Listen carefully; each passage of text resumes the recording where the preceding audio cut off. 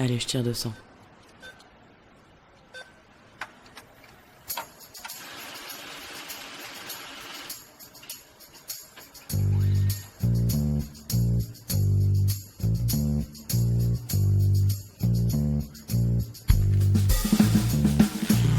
Fric, thune, Pognon, oseille, la moula, risby, Salaire. Honoraire.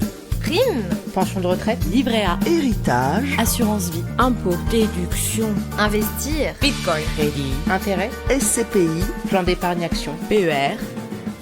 Travailler, se marier, se paxer ou vivre en union libre, fonder une famille, monter sa boîte, demander un crédit immobilier, se séparer, se remarier, changer de boulot, partir en retraite, hériter, devenir veuve. Autant de grandes étapes de la vie, mais aussi trop souvent d'occasions de s'appauvrir pour les femmes mal informées.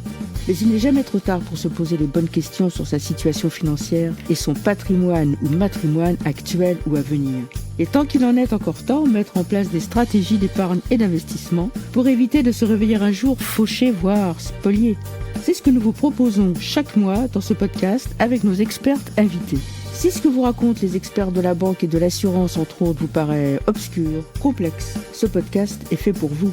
On ne vous conseillera jamais d'acheter tel ou tel produit financier. Notre mission, vous aider à bâtir votre indépendance financière, qui est la clé de votre liberté, et vous aider à peser le pour et le contre avant de prendre une décision qui engage vos sous, avec un regard de femme, de conjointe, de mère sur l'argent. Je suis Corinne Goldberger, journaliste, et j'anime ce podcast avec Thierry Ohaillon, gestionnaire de patrimoine et co-auteur de Les filles osons parler argent et l'argent au féminin. Merci à notre partenaire Exante, cabinet de conseil spécialiste de l'investissement dans la silver economy, à découvrir sur exante.fr, exent.fr. Et maintenant qu'on s'est dit tout ça, parlons cash les filles. J'ai un peu de sous de côté, je veux investir dans une assurance vie, un plan épargne retraite, des obligations, des actions, mais pas dans des produits financiers qui financent des industries polluantes, des mines de charbon à l'insu des épargnants, non. Je refuse de soutenir sans le savoir des boîtes qui aggravent le réchauffement climatique. J'ai entendu parler de finances vertes, mais comment être sûr que ces produits financiers sont vraiment verts, c'est-à-dire qu'ils respectent vraiment les objectifs de l'accord de Paris? Vous ne voyez pas ou plus que c'est l'objectif majeur de l'accord de Paris? C'est de maintenir l'augmentation de la température mondiale en dessous de 2 degrés. Et oui, et si je mettais mon épargne, mes placements au service de la transition énergétique? Mais comment être sûr que les boîtes qui proposent ces produits financiers verts ne font pas juste du greenwashing, c'est-à-dire de la com trompeuse pour se donner une image éco-responsable? Mais je ne suis pas une experte, je n'ai pas les outils pour mesurer l'impact environnemental de ce que les banques, les assurances, les fonds d'investissement me proposent. Tu te reconnais plus ou moins dans ces réflexions, chère auditrice? Tu n'es pas la seule. Selon une enquête de l'autorité des marchés financiers, qui date de l'année dernière, 54% des Français prennent en compte l'engagement finance durable dans leur choix d'épargne, au moins de temps en temps. Et ce qu'il faut savoir, c'est que les femmes représentent la moitié des récents souscripteurs en fonds durables. Donc investir, oui, mais avec du sens et de l'impact. Pour parler épargne et placement vert, nous recevons aujourd'hui Aurore Pinon-Jacques, cofondatrice de Goodvest, et CMO, Chief Marketing Officer de Goodvest, ou simplement directrice marketing pour celles qui sont allergiques aux sigles. Bonjour Aurore. Bonjour Corinne. Et bonjour Thierry. Bonjour Corinne. Et bonjour Et Léo Aurore. à la technique. Alors, Aurore, selon un sondage sur les Françaises et la responsabilité des entreprises, publié dans le journal Les Échos, 58% des femmes sondées préfèrent investir dans un produit financier engagé de l'environnement, même si l'environnement se révèle moins rentable, plutôt que dans un produit classique qui rapporte plus. Alors là, vraiment, moi, ça m'a interpellée. Et alors, c'est vrai que beaucoup de femmes sont très sensibles à la question de la lutte contre le réchauffement climatique, mais tout de même, quand on fait un placement, en général, on attend un rendement. Donc, personnellement, moi, la question que je me pose, c'est: est-ce que c'est possible d'avoir un rendement intéressant au moins supérieur au rendement du livret A, ça me paraît le minimum, tout en plaçant ses sous dans des produits verts. Alors c'est tout à fait possible et en réalité c'est un énorme préjugé de penser que l'investissement responsable c'est forcément un investissement qui sacrifie la performance. Il y a plusieurs études qui l'ont montré en comparant différents indices, des indices responsables et des indices entre guillemets classiques et qui ont montré qu'en réalité sur le long terme l'investissement responsable était tout à fait capable de surperformer l'investissement classique. Et nous, on le voit sur les produits Goodvest, donc on propose notamment de l'assurance vie, du plan d'épargne retraite. Sur l'année passée, on a fait des performances qui sont tout à fait honorables, de l'ordre de 6 à 12% en 2023 par exemple. Donc c'est tout à fait possible d'allier en fait le meilleur des mondes et de faire un placement qui a à la fois du sens d'un point de vue environnemental et d'autre part d'aller chercher de la performance. Ce n'est pas tombé dans l'oreille d'une sourde. Absolument. Hein? Alors, on va parler de l'offre Goodvest. Vous êtes une start-up dans la finance, une fintech, et vous proposez une assurance vie. Pouvez-vous nous dire en quoi cette assurance vie est-elle plus verte que les assurances vie en général, s'il vous plaît? Oui, et qu'est-ce qu'il y a dedans concrètement? Et bien sûr, dans une assurance vie, la construction par définition d'une assurance vie, c'est un contrat d'assurance et à l'intérieur, il y a des fonds.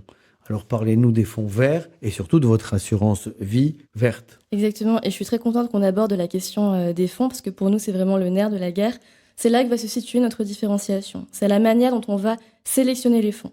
Donc on a une méthodologie d'investissement et cette méthodologie elle est appliquée en interne par une équipe de gestion spécialiste de l'investissement responsable et qui vont venir appliquer différents, ce qu'on appelle des filtres méthodologiques. Des filtres méthodologiques. Des filtres méthodologiques. Exactement. Okay. À un univers de fonds d'investissement qui se déclarent responsables ou durables. On parle de plusieurs milliers de fonds.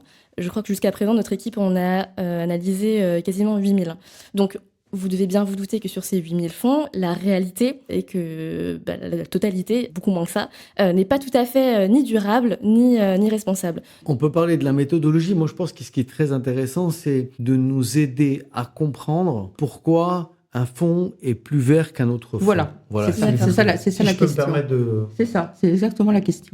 Pour nous, le premier critère, ça va évidemment être est-ce que ce fonds d'investissement soutient l'extraction et la production d'énergie fossile. On le sait aujourd'hui, les énergies fossiles, le pétrole, le charbon et le gaz, sont parmi les principaux responsables de nos émissions de gaz à effet de serre. Donc c'est vraiment là que ça doit se jouer.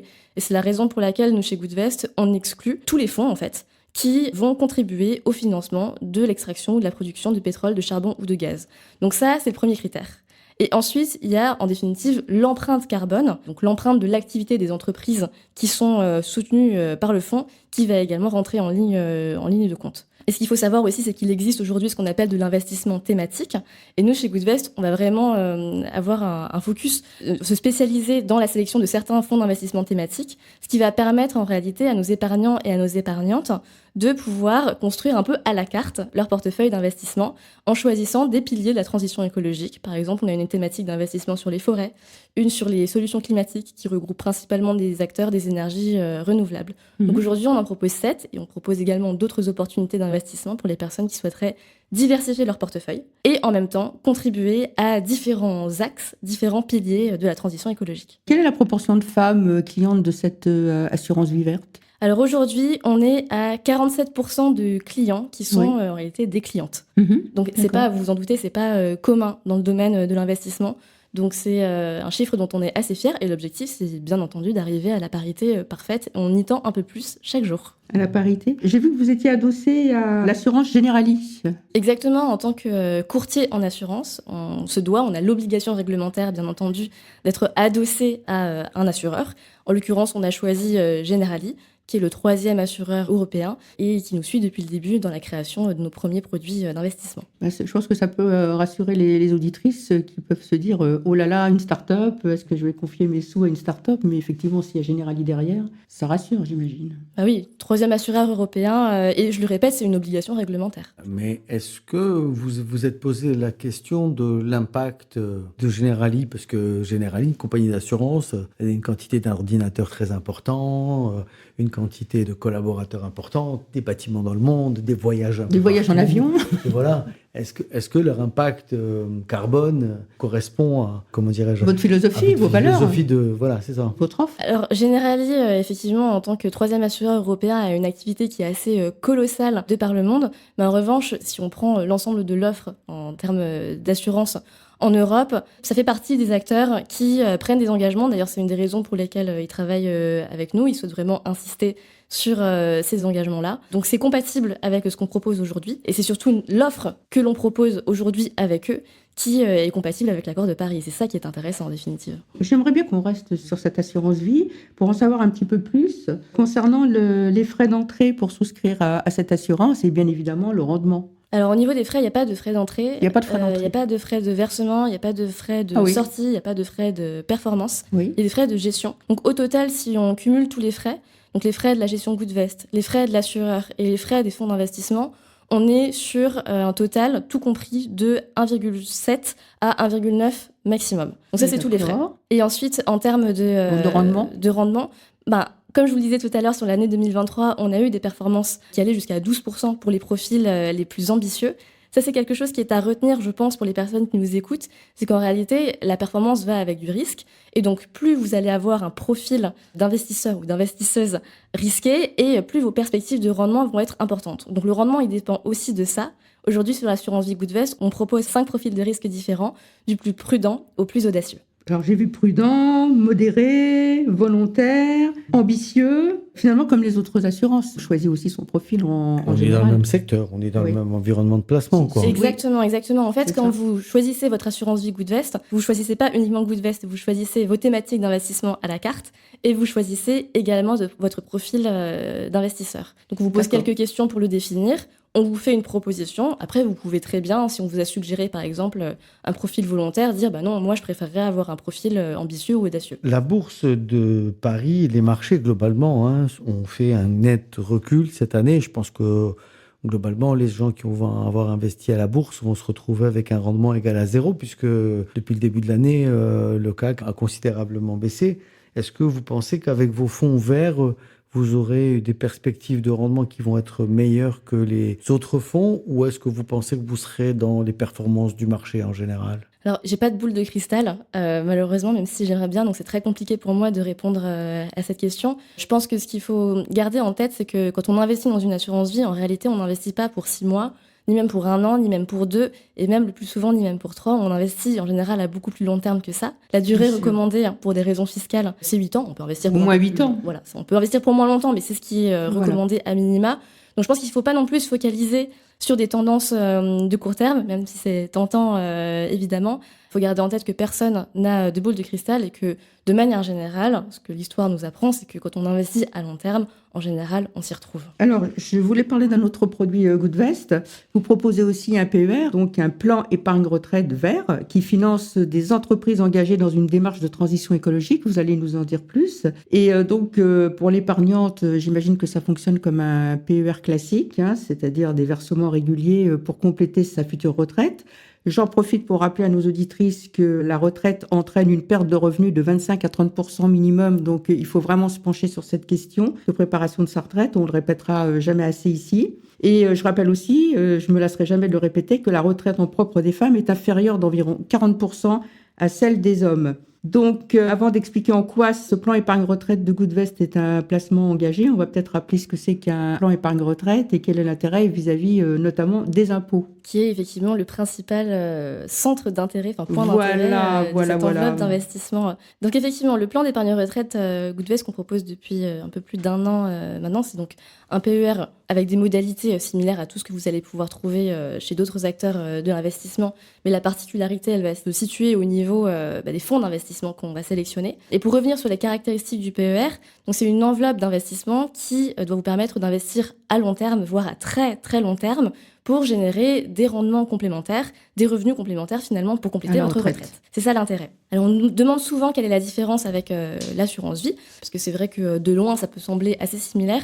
Il y a pas mal de différences. La différence principale, elle se situe au niveau fiscal. Le PER est un outil qui est très très intéressant parce que les dépôts que vous allez effectuer sur votre PER vont être déduits de votre assiette imposable. Traduction, dès la première année d'investissement, vous allez pouvoir réduire vos impôts. Il y a des plafonds, évidemment, et il faut en tenir compte. Et ça, vous pouvez le retrouver sur votre avis d'imposition. Et les plafonds dépendent évidemment de votre niveau de revenus. Ces plafonds sont également cumulables jusqu'à 3 ans. Donc, très intéressant si vous n'en avez pas profité les années passées. Et ils peuvent même se partager entre conjoints, Entre conjoints. Ou conjointes. Écoutez, les filles, penchez-vous sur la question du plan épargne retraite, le PER. Aurore, vous pouvez peut-être nous en dire plus sur la composition des fonds de ce PER?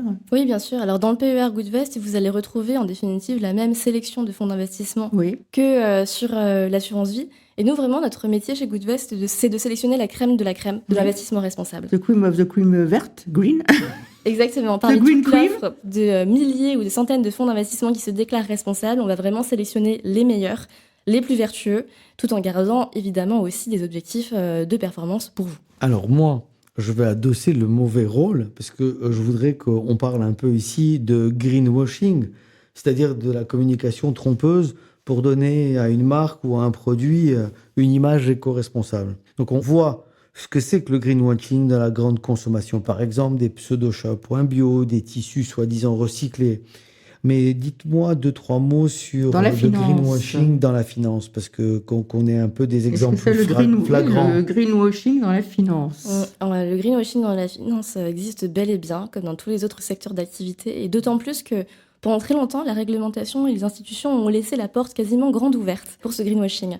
On peut citer plusieurs exemples. Il y a par exemple le label ISR, donc le label de l'investissement socialement responsable, qui pendant très longtemps a été le label de référence. Le grand label. Le Le grand grand label label, de référence. c'est ça. Et qui, en réalité, jusqu'à ce qu'il soit réformé il y a quelques mois, pouvait tout à fait être apposé sur des fonds d'investissement qui finançaient allègrement les énergies fossiles. Donc c'est en train d'évoluer et c'est une très très bonne chose. Et ça, c'est juste un exemple parmi d'autres.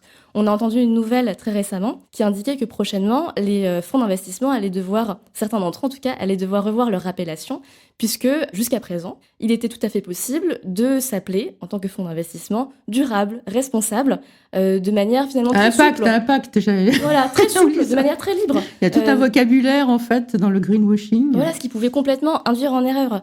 Donc, les autorités sont en train de taper du poing sur la table en disant maintenant, il faut qu'on corrige le tir. Et c'était la même chose l'année dernière également, je crois, sur un autre indicateur de référence, qui est la réglementation SFDR. On va peut-être pas s'aventurer Non. sur un terrain trop technique, mais globalement, ce sont des articles qui permettent normalement de déterminer si un fonds d'investissement a des objectifs de durabilité, sauf qu'en réalité, ces articles, ils étaient appliqués de manière pas seulement arbitraire, mais en fait, c'était du déclaratif. Ah oui, du déclaratif. C'était du déclaratif, tout à fait. Alors, vous avez abordé le sujet de l'industrie de l'extraction du fossile, mais on en a besoin. Donc, je ne comprends pas pourquoi, d'un seul coup, les énergies fossiles seraient à ce point bannies dans l'environnement du durable, sachant que si demain matin, on enlevait le pétrole, on enlevait le gaz, il resterait le charbon. Mais il faut enlever les trois. Ah, Il faut enlever les trois. Il Ah, faut enlever le les pétrole, le trois. charbon et le gaz. Ah, mais génial. Et on fait comment? En fait, pour moi, c'est aussi une question de philosophie. C'est-à-dire qu'aujourd'hui, on a des experts, notamment les experts du GIEC, qui sont très fermes sur un fait qu'il faut arrêter de développer de nouveaux produits d'énergie fossile. Est-ce qu'aujourd'hui, les majeures pétrolières vont dans la bonne direction? Pas du tout. Alors, est-ce qu'on a envie de les soutenir? Non, je ne crois pas. En tout cas, la majorité des personnes qu'on mentionnait plus tôt, donc c'est 58% et quelques Français qui souhaitent investir de manière responsable, je pense que financer des majeures pétrolières, ça rentre pas vraiment dans ce qu'ils appellent de l'investissement responsable. Donc nous, Très on bien. se pose en alternative. Mais si on les enlève, donc demain matin, on va plus les financer. Vous êtes venu en métro. Vous avez donc pris un véhicule qui fonctionne à l'électricité, qui est approvisionné par des centrales nucléaires. C'est de l'énergie. Mais quand vous devez prendre un avion pour aller voir un client, dans vos activités, vous avez besoin d'utiliser l'énergie fossile. Alors, est-ce que on va bannir intégralement l'ensemble des énergies qui sont aujourd'hui prédominantes dans nos sociétés occidentales? Et je pose la question, mais par quoi on va les remplacer? Par En des fait- investissements à faire qui vont être considérables pour les substituer? Ça va En fait, prendre des années et des années. malheureusement, la question ne se pose pas en réalité, puisqu'aujourd'hui, les majeures pétrolières ne manquent pas de financement. Non. Et d'ailleurs, les différents rapports sur la question, je pense au rapport Banking on Climate Chaos qui est sorti tous les ans, montrent bien qu'aujourd'hui, elles ne sont pas du tout en manque de financement. Donc, je pense qu'il faut des acteurs qui se positionnent en alternative pour les personnes qui n'ont pas envie de faire de compromis, qui n'ont pas envie que leur argent, que leur épargne, gagnée à la sueur de leur front, aille financer des Total, etc., etc. C'est la raison pour laquelle Goodvest existe. Malheureusement, aujourd'hui, la question que vous posez, en fait, elle se pose même pas. Parce que les grandes banques de ce monde continuent de financer massivement les énergies fossiles. Il faut des alternatives, mais la question que vous posez, mais comment on va faire si les énergies fossiles ne sont plus financées du tout? En fait, aujourd'hui, elle est même pas sur la table. Et c'est dommage. Donc, ce qu'on dit, c'est qu'aujourd'hui, il n'y a pas d'investissement pour créer un remplaçant à l'énergie fossile. En fait, aujourd'hui, ce qu'on dit, c'est que pour 1 euro investi dans les énergies fossiles, il faudrait 6 € ou 7 € investis dans la transition énergétique. Aujourd'hui, on est encore très très loin du compte. C'est intéressant, c'est vraiment bon à savoir tout ça. Donc l'année dernière, il y a eu une émission qu'on a tous vue, je pense, ici, qui était titrée « Super profit, les multinationales s'habillent en vert ». Il y a une grosse banque qui est accusée d'être la banque qui finance le plus les énergies fossiles, c'est-à-dire donc, comme on disait, l'extraction de pétrole et de gaz, premier responsable des émissions de gaz à effet de serre. Cette banque a même été assignée en justice par 3 ONG de défense de l'environnement. Il n'y a d'ailleurs pas qu'elle, il y a plusieurs autres grosses banques qui sont également accusées de financer les industries fossiles. Alors, à quelle banque se fier ? C'est une question pas si compliquée. En réalité, il existe plusieurs classements qui sont notamment réalisés par des ONG sur l'impact carbone des différentes banques, et notamment des différentes banques françaises. Donc, si c'est des questions qui vous intéressent, et je vous encourage vivement à vous y intéresser, vous pouvez aller consulter ces classements et voir quelles banques sont les meilleurs élèves et quelles banques sont les très mauvais élèves en termes d'investissement dans les énergies fossiles. Très bien. Est-ce que ce classement est vrai aussi pour les fonds ? Puisque les banques, on les connaît. Les fonds, c'est beaucoup plus compliqué. Hein. Je crois qu'il y a combien 37 ou 40 000 fonds dans le monde. Et donc, pour identifier les fonds verts, je pense qu'il doit y avoir des classifications. Mais est-ce que les fonds aussi ont des, comment dirais-je, des critères de classement en fonction des bilans carbone, en fonction des règles de l'ESG, de l'ISG ? Oui, il y a ça aussi. Il existe plusieurs choses qui permettent de distinguer certains fonds. Je parlais tout à l'heure de la réglementation SFDR. Elle était censée avoir une de ces fonctions-là. SFDR, c'est... Sustainable Finance Disclosure Regulation. Regulation, ouais, c'est ça. Je me suis arrivée. Voilà. Il y a également les labels. Les labels sont censés également jouer ce rôle-là. Nous, ce qu'on a constaté chez Goodvest au fil de notre analyse des fonds d'investissement durables, entre guillemets, c'est qu'en réalité, toutes ces choses-là, ce sont des indicateurs, mais ce sont des indicateurs qui sont insuffisants. Et c'est la raison pour laquelle on existe, c'est-à-dire que si on est un épargnant ou une épargnante qui n'est pas un professionnel de l'investissement, ça va être évidemment très très compliqué d'analyser un fonds d'investissement. Début de liste de fonds, c'est vraiment, quand on n'y connaît rien, c'est terrible. Hein. C'est un travail de fourmi, c'est un travail titanesque, et en définitive, c'est un travail de professionnel. Donc nous, c'est la raison pour laquelle on a développé une méthodologie d'investissement qui nous permet réellement de sélectionner le meilleur des fonds d'investissement durables et de constituer des portefeuilles qui sont non seulement responsables, mais également équilibrés d'un point de vue du risque financier. Alors, je continue à endosser mon mauvais rôle du diable. de parleur de greenwashing. greenwashing. À travers une émission, on a entendu parler du financement d'un centre commercial en Égypte dans lequel on pouvait faire du ski avec des pingouins. Et donc, la société qui avait... Des manchots, des manchots. Absolument. Du ski dans le la désert société et des propriétaire manchots. de ce centre commercial avait levé plus d'1 milliard de dollars sur une obligation verte. Une obligation verte. Est-ce que pour qu'on puisse faire du ski dans le désert, est-ce que c'est très écologique et est-ce que vous pensez que ce milliard qui a été levé à travers cette obligation verte peut donner des indices aux investisseurs pour pouvoir faire attention comment savoir comment qu'on placer finance un truc pareil? Voilà. Alors, le principe d'une obligation verte, c'est que l'obligation, elle va financer un projet, normalement un projet de la transition, extrêmement tangible, extrêmement concret. En l'occurrence, sur ce cas particulier, je vois très bien de quel cas vous parlez, la nuance, c'était que l'obligation verte en question ne concernait pas le centre commercial, elle ne concernait pas les pistes de ski avec les manchots. Est-ce que pour autant, ça veut dire que la société impliquée n'était pas problématique par certaines de ses activités ?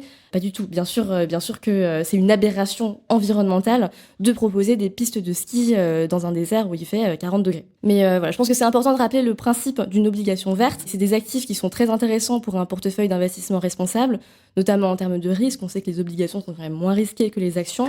Et en termes d'impact, on sait aussi qu'elles sont destinées à financer des projets de la transition. Mais une entreprise avec des pratiques extrêmement douteuses peut très bien avoir, parmi l'ensemble, l'éventail de son activité, avoir une obligation verte. En 2022, Le Monde a publié une enquête en collaboration avec d'autres médias européens qui a révélé que la moitié des fonds durables investissent dans les énergies fossiles. La moitié. Donc le journal a publié une liste de 386 fonds super verts, entre guillemets, qui investissent dans le charbon, le pétrole, le gaz, l'aviation. Donc bref, le contenu des placements censés être écologiques est loin des belles promesses vertes de façade. Et donc, quand on lit cette enquête, c'est un peu à se demander si la finance verte, au fond, ça existe. Et j'aimerais vraiment bien avoir votre point de vue. Est-ce qu'une finance 100% verte sans un petit peu de gris, de brun, de charbon, de gaz dedans, c'est possible? Je pense qu'il faut être réaliste et il faut être pragmatique. De manière générale, j'aime pas vraiment le terme de finance verte parce que ça sous-entend justement une finance qui serait 100% vertueuse, 100% positive. En l'état actuel des choses, et avec le monde dans lequel on vit, ce n'est pas possible. Parce qu'une activité économique a nécessairement un impact sur l'environnement. On ne peut pas faire autrement. De la manière qu'on ne peut pas faire autrement que constater qu'aujourd'hui, c'est l'argent qui fait tourner le monde. Et nous, c'est un peu de ce postulat qu'on est parti chez Goodvest, de se dire, l'argent fait tourner le monde, mais est-ce qu'il peut aussi le faire tourner dans le bon sens? Est-ce qu'on peut au moins chercher à minimiser l'impact environnemental de ces placements? Minimiser. À réduire autant que possible l'empreinte carbone de son investissement, de son épargne. Et c'est tout le travail qu'on fait aujourd'hui. J'aime pas vraiment le terme de finance verte, je préfère le terme de finance responsable, qui me semble beaucoup plus réaliste et en définitive beaucoup plus transparent sur la réalité de ce que certains appellent effectivement la finance verte. J'aime beaucoup votre réponse.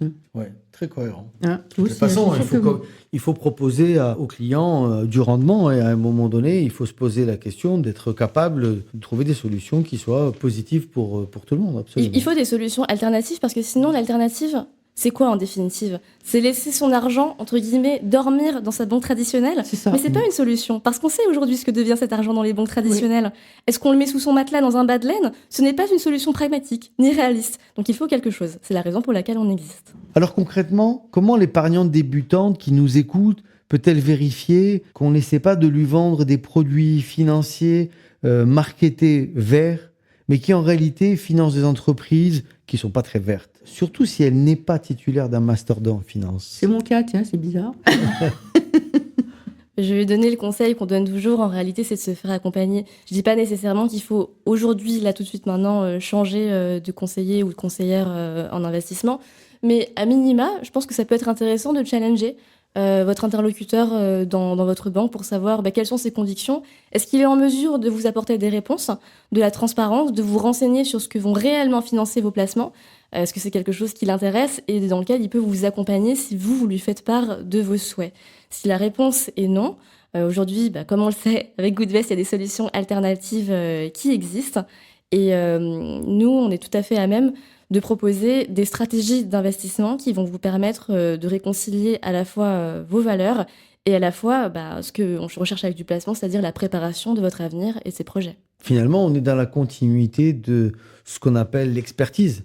Finalement, par rapport à ce qu'on appelle des généralistes qui vont vendre des fonds dans toutes les directions et de l'immobilier et des placements dans tous les sens, vous avez pris l'option de ne faire que des investissements qui sont socialement responsables. C'est ça en fait, et c'est pour ça qu'on dit qu'on est, au terme barbare, un pur player de l'investissement responsable, parce que depuis notre création, c'est tout ce qu'on propose, des portefeuilles d'investissement qui sont compatibles avec l'accord de Paris.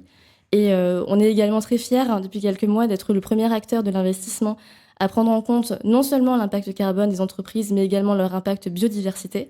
C'est un sujet extrêmement complexe, mais qui nous tenait à cœur depuis le début. Très très compliqué à mettre en place, c'est pour ça qu'on a mis plus de 2 ans à le faire.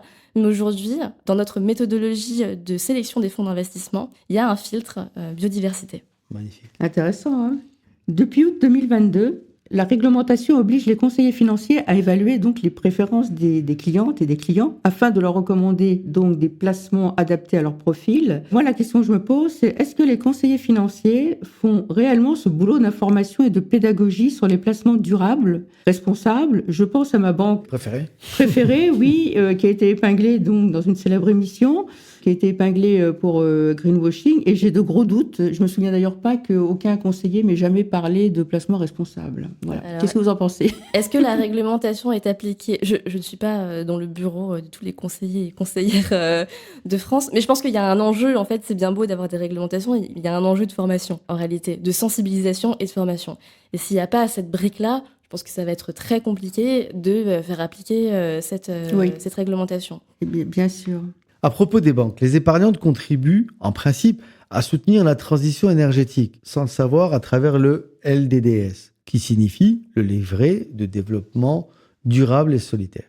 Et finalement, ce que finance cette épargne, c'est plutôt opaque. Et on se demande, et si on demande à des femmes dans la rue, savez-vous ce que finance votre LDDS? Je doute que beaucoup sachent répondre. Quel est votre avis? Mon avis, c'est que c'est effectivement très opaque. Il y avait une étude qui avait été faite par Rift a sorti d'une pétition, alors ça date un petit peu, ça date de mémoire de 2021, pour des livrets réellement durables. Parce que ce que l'étude avait conclu, c'est que certes aujourd'hui, on a ce LDDS qui existe, qui comprend une sorte de réglementation qui normalement devrait justement encadrer l'utilisation des fonds qui sont déposés sur les LDDS en les allouant des projets réellement investis dans la transition écologique et l'économie sociale et solidaire. L'étude avait conclu que les objectifs n'étaient pas atteints. Et j'ose espérer que ça a évolué depuis. Toujours est-il que l'opacité est toujours présente. Et d'ailleurs, c'est la raison pour laquelle, chez Goodvest, on a sorti, selon le mois où vous nous écoutez, un livret d'épargne non réglementé qui va permettre à nos clients, à nos clientes, d'avoir une enveloppe pour leur épargne de précaution en ayant l'assurance que cette enveloppe ira financer des projets de l'immobilier durable. Encore une fois, l'idée, c'était de proposer une alternative transparente. Là, aujourd'hui, il y a des solutions qui semblent se présenter, mais qui, en réalité, sont toujours très, très opaques. Mais je ne regarderai plus jamais mon LDDS de la même façon, car j'en ai un comme des millions de Françaises. Et qu'est-ce que c'est que de l'immobilier socialement responsable ? De l'immobilier responsable, ça va notamment être des projets de réhabilitation des bâtiments, d'isolation, d'efficacité énergétique. L'immobilier durable, ça comprend toutes ces dimensions-là. D'accord. Or, il existe donc des produits financiers verts labellisés. Et a priori, quand on n'y connaît rien, un label, ça inspire confiance. On se dit, c'est labellisé, il y a un label, donc c'est bon, je peux investir. Mais j'ai vu que votre cofondateur chez Goodvest, Joseph Chouefati, a dit lui-même que les labels d'aujourd'hui ne permettent pas de réellement valider l'orientation durable d'un fonds. Il y a 2 labels qui sont connus, il y en a sûrement d'autres, mais enfin moi je ne connais que ces 2-là, ISR et Greenfin. Donc, ces labels, ce ne sont pas des gages de sécurité pour investir vert ou responsable. Les yeux fermés, alors ? En effet, les labels, aujourd'hui, sont un indicateur, mais un indicateur insuffisant. Le label ISR est en train d'être réformé, notamment sur le plan de l'exclusion des nouveaux projets fossiles les plus néfastes.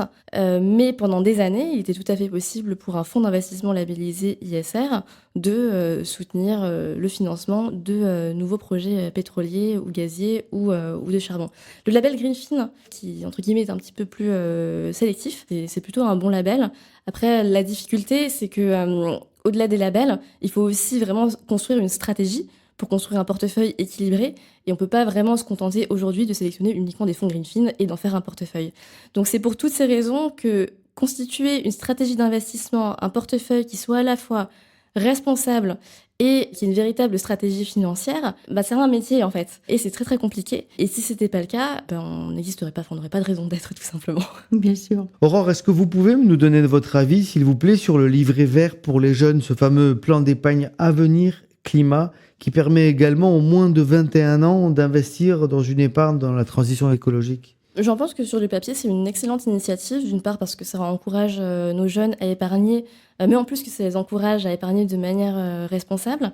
Après, sur l'allocation réelle des dépôts qui sont faits sur ce livret, je pourrais pas vraiment me prononcer. La méthodologie, en fait, qui est derrière ce livret, je ne la connais pas. Je ne suis pas sûre qu'elle ait été rendue publique dans ses moindres détails. Donc à partir de là, un peu comme pour le LDDS ou pour le livret A, c'est assez compliqué de juger de l'allocation des dépôts. Ce livret, sur le papier, très bien. Si c'est pour reproduire la même chose que sur le livret A ou le LDDS, c'est peut-être pas la peine en fait. Il y a une assurance vie concurrente de la vôtre, Greengot, qui est adossée au Crédit Mutuel Arkea. Je voulais vous demander quelle est la différence entre votre assurance vie et celle de Greengot ?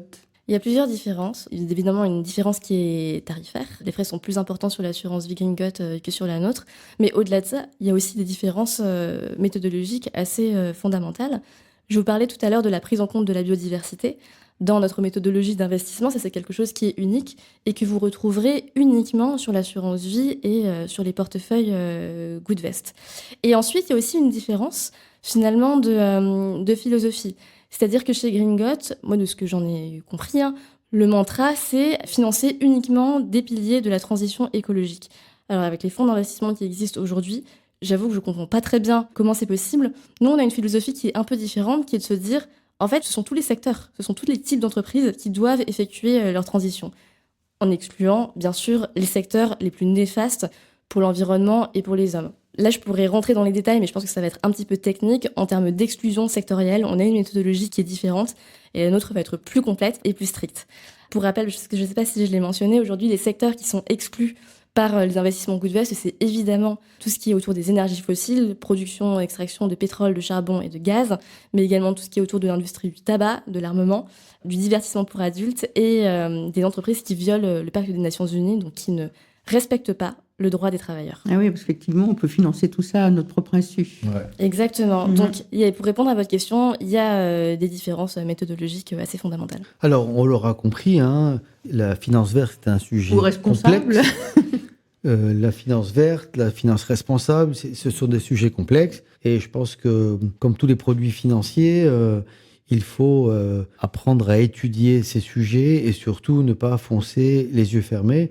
Et parce qu'il y a aussi une mode de la finance verte. Et incontestablement, c'est devenu le grand boom. Du reste, votre start-up est à la mode, quoi. Okay. Le sujet Donc, est à la mode. On recommande à nos auditrices de s'intéresser, de continuer à s'informer par elles-mêmes. Déjà, si votre banque ou votre assurance vous propose un produit vert, googlez le nom du produit et aussi vérifiez les informations. Alors, pour information, quand même, pour toutes les auditrices, chaque fonds a une identité, c'est un code ISIN. Et quand on va investir dans un fonds, il est toujours intéressant de vérifier comment ce fonds a performé, depuis quand il existe, qui le gère. Et vous, Aurore, côté information, est-ce que vous avez un média, un blog, une influenceuse finance verte de toute confiance à nous recommander, un podcast? Vous avez vous-même créé un podcast, il me semble, qui s'appelle Monétique, c'est ça? Exactement. Ou bien Monnaie éthique? Exactement. Dites-nous un peu où nos auditrices peuvent-elles aller chercher de l'information sur le net? Alors, j'ai plein de ressources à vous conseiller, mais la première que je vais vous recommander, ça répond plutôt à la question de comment savoir si mes investissements sont alignés avec mes valeurs. Donc, la technique, effectivement, d'aller chercher le code ISIN, le code d'identification des fonds d'investissement, c'est un petit peu laborieux. Il y a une application qui est très bien faite, qui s'appelle Rift. Rift, tout à fait, R-I-F-T. Vous pouvez la télécharger gratuitement, renseigner vos placements actuels, les montants qui sont alloués, et Rift va faire l'analyse pour vous de manière entièrement gratuite, même s'il existe un abonnement payant qui vous donnera plus de détails, pour vous donner finalement une photographie de l'impact de vos placements actuels. Donc c'est vraiment un super outil, et il ne faut pas hésiter à s'en servir, parce qu'en définitive, ça prend quelques minutes pour faire, entre guillemets, le bilan carbone ou le bilan impact de ces placements. Et ensuite, pour les ressources d'information, alors effectivement, j'ai animé pendant un temps chez Goodvest le podcast Monétique, et on propose également énormément de ressources, de contenu écrit. Moi, j'ai moi-même une newsletter sur l'investissement responsable qui s'appelle Nectar, qui est une newsletter mensuelle, et on propose plusieurs fois par an des nouveaux contenus de formation entièrement gratuits qui se font par newsletter. Ça s'appelle l'École de l'investisseur. Vous pouvez retrouver ça sur notre site internet et sur notre blog. On a un parcours de formation en 5 jours pour se lancer dans l'investissement. On a également un parcours en 7 jours pour comprendre tous les grands concepts de la finance durable, de la finance responsable. On en a un autre sur la préparation de la retraite. Donc voilà, toutes ces ressources-là se veulent très accessibles, sans jargon et vraiment avec des clés très pratiques, très pragmatiques que vous allez pouvoir activer. Mais je ne vais pas parler uniquement de ce qu'on fait chez Goodvest, parce qu'il y a aussi des créateurs et des créatrices de contenu que j'adore. Moi, je recommande très souvent la newsletter de Johan Lopez qui s'appelle Snowball, qui est super et qui a fait plein de bébés newsletters avec des thématiques différentes sur l'immobilier, sur les cryptos. Donc, vous pouvez vraiment aller piocher là-dedans pour voir quels sont les contenus et les thématiques d'investissement qui vous intéressent le plus. En termes de médias, il y a le média Plan Cash, qui est également super. Oui. Il y a un compte Instagram. C'est la créatrice Léa Lejeune qui gère la plupart des contenus. Il y a une newsletter, il y a un compte Instagram qui propose énormément de contenu informationnel. Et il y a également le podcast Les Pépettes, animé par Aude Nguyen, qui est également super. Et sinon, je suis obligée de parler évidemment de La Martingale, de Mathieu Stéphanie, qui est un podcast également de référence. Que je connais bien. Sur les Ça finances. s'appelle comment? La Martingale. De Mathieu Stéphanie. Tous ces liens, évidemment, on les mettra sur la présentation de cet épisode et nos auditrices pourront les retrouver. Et donc, c'est la fin de cet épisode sur la finance verte. Merci à vous, Aurore, d'avoir répondu à nos questions. Merci beaucoup. Merci à nos auditrices et à nos auditeurs d'avoir écouté cet épisode. On espère que vous avez appris plein de choses sur ce que signifie un placement vert ou responsable et sur les risques de greenwashing. Hélas, plutôt répondu comme on l'a vu. Faites votre petite enquête avant de signer. Et si cet épisode vous a plu, n'hésitez pas à le partager à partir de votre appli Spotify, Apple, Podcast ou Deezer ou sur YouTube. Abonnez-vous à notre podcast, parlez-en à vos copines, votre sœur, vos cousines, vos collègues, votre fille, votre mère. N'hésitez pas à nous laisser des commentaires et des étoiles. Vous pouvez aussi retrouver les conseils de Thierry dans les livres qu'il a coécrits. Les filles oseront parler argent chez Dunod et aussi L'argent au féminin aux éditions Ellipse. Vous pouvez également nous contacter via LinkedIn et par notre compte Instagram Argent Parlons Cache les filles et on vous dit à bientôt pour un nouvel épisode.